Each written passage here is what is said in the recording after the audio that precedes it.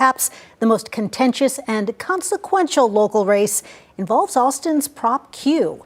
It would raise property taxes by about $300 a year for the typical Austin homeowner to bring in about $110 million to the city budget. Supporters say the city needs the money to pay for critical services, but the race is putting a spotlight on city spending and whether council members are using enough discretion about adding this tax in the midst of a long-standing affordability crisis, a crisis we hear so much about. KVUE senior reporter Tony Plahetsky is here to put all of this into context. So, Tony, some people are already starting to view Prop Q as really a referendum on the city council itself and how the city spends money, how they spend money. And Ashley and Quita, they're looking at this really almost as a matter of trust, whether or not the city council can be trusted to be good stewards of the city money. And so a lot of voters are taking that question to the polls with them today and, of course, in early voting. But whether or not the city council is a good steward of the money, they are using a lot of things that have been in the public space in recent weeks to really amplify that question. Of course, there is the now infamous $1 million logo that city officials spent to design a new controversial logo.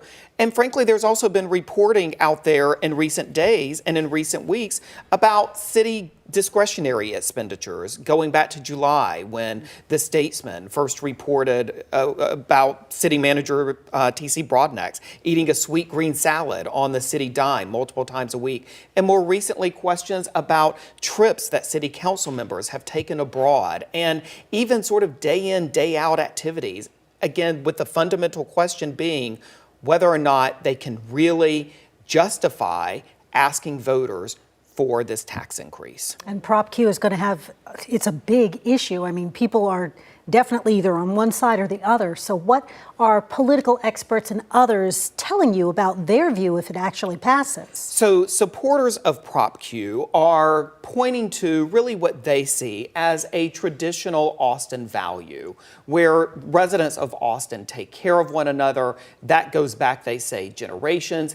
And so they are saying that this is an opportunity, this represents another call to action for residents to step up to fund what they describe as vital city services. Of course, one of the main things that Proposition Q would fund is homeless relief efforts, but there are also city services like park maintenance, for example, that proponents of Prop Q say is necessary to keep that level of service alive and thriving in the city. All right, but on the flip side, if Prop Q fails, what happens then?